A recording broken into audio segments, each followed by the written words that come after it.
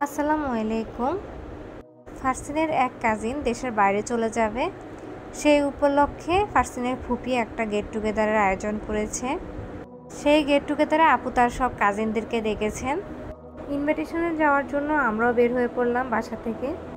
আপুর বাসা যেহেতু উত্তরাতে, আমরা যাওয়ার সময় এক্সপ্রেসওয়ে দিয়ে যাব। আর এই প্রথমবার আমার এক্সপ্রেসওয়েতে ওঠা। রাস্তাটা কিন্তু দেখতে অনেক সুন্দর, অনেক ভালো লাগছিল। আগে কিন্তু মিরপুর থেকে উত্তরা যাওয়ার কথা চিন্তাই করা যেত না, কারণ এই রুটে যানজটটা অনেক বেশি হয়।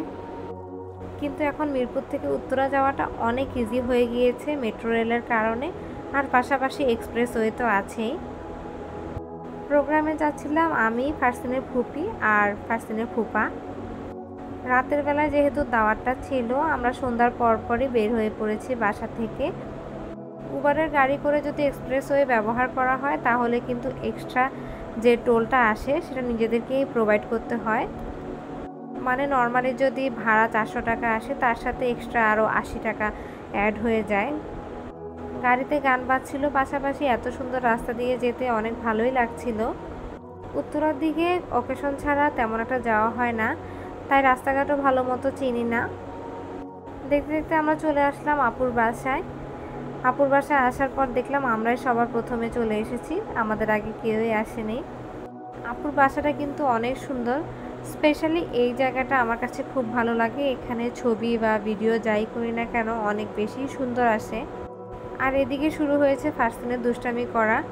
বাসাটা যেহেতু অনেক বড় আর খোলামেলা, সেজন্য ফারসিন দৌড়াদৌড়ি করার জায়গা পায় আর অনেক খুশি হয় এই বাসায় যখন আসে। আপুর বাসা যেমন খোলামেলা তেমন সুন্দর করে সাজানো। সুন্দর করে সাজানো বাসাগুলোতে যেতে কিন্তু সবসময় অনেক ভালো লাগে। আপু অনেক শৌখিন, সেটা আপুর বাসা দেখলে কিন্তু বোঝা যায়। সুন্দর পরিপাটির বাসা দেখলে আসলে বড়রা যেমন পছন্দ করে, তেমন ছোটরাও কিন্তু অনেক বেশি খুশি হয়। আর যখন খোলামেলা জায়গা পাবে তখন তো আর কোনো কথাই নেই। খোলামেলা জায়গা পেয়েছে আর খেলাধুলা করবে না, তাই কি হয়? কিন্তু বারবারই ফারসিন গিয়ে মেঝেতে বসছিল আর আপুর বেডরুমে ঢুকে পড়ছিল। সুযোগ পেলেই বেডরুমে ঢুকে আপুর রুমের এসিটা ছেড়ে দিচ্ছিল আর ওয়েট মেশিনে দাঁড়িয়ে নিজের ওজনটা দেখছিল। ওকে যতবারই টেনে বের করছি না কেন ও বারবারই ঢুকে পড়ছিল। তো কোনো উপায় না পেয়ে আমি রুমের দরজাটা বন্ধ করে দিলাম।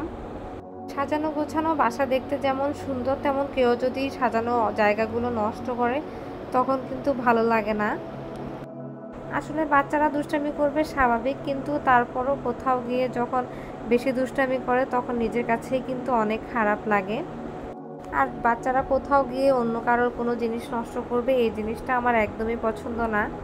তাই আমি কোথাও গেলে চেষ্টা করি ফারসিনকে একটু কন্ট্রোলে রাখার জন্য। আমি যেহেতু চা পছন্দ করি, তাই যাওয়ার পর আপু আমাকে চা বানিয়ে দিয়েছে। আর আপুর চা কিন্তু অনেক মজা। আপুর বাসায় অনেক হেল্পিং হ্যান্ড থাকলেও আপু কিন্তু নিজেই চাটা বানিয়ে খাওয়ায় আমাদেরকে, বা রান্নাবান্নাগুলো আপুই করার চেষ্টা করে। এই জিনিসটা কিন্তু অনেক বেশি ভালো লাগে।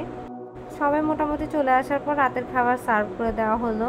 আমরা আগেই বলে রেখেছিলাম আমরা খিচুড়ি, হাঁসের মাংস খাবো, তাই আপু ওগুলোই করেছে। শুধু খিচুড়ি আর হাঁসের মাংস করে আপু কিন্তু থামেনি, পাশাপাশি গরুর মাংস, মুরগির মাংস, বেগুন ভাজা, অনেক রকম ভর্তা, সব কিছুই করেছিল। আপুর ডিম ভুনাটা কিন্তু আমার অনেক বেশি পছন্দ হয়েছিল। সবগুলো খাবার এত বেশি মজা হয়েছিল, অনেক বেশি ভালো ছিল খাবারগুলো। খাওয়া দাওয়া শেষে সবাই মিলে আড্ডা দিচ্ছিল, আর তখন ভাইয়া আবার আরও অনেক খাবার নিয়ে হাজির। আপুদের বাসায় আমরা যখনই যাই আপু আর ভাইয়া কিভাবে আমাদেরকে খাওয়াবে একদম অস্থির হয়ে পড়ে। ভাইয়া তো একের পর এক খাবার নিয়ে হাজির হচ্ছিল। ভাইয়া একটু খাদ্যরসিক মানুষ, নিজেও খেতে পছন্দ করে আর অন্যদেরকে খাওয়াতেও অনেক পছন্দ করে। ভাইয়াদের গ্রামের বাড়ি হচ্ছে গাজীপুরের দিকে। আর আমরা আপুর বাসায় যখনই যাই বা আপু আমাদের বাসায় আসুক না কেন, গ্রাম থেকে নিয়ে আসা তাজা ফল মূল, শাক সবজি সব সময় নিয়ে আসে। এদিনও এর ব্যতিক্রম ঘটেনি।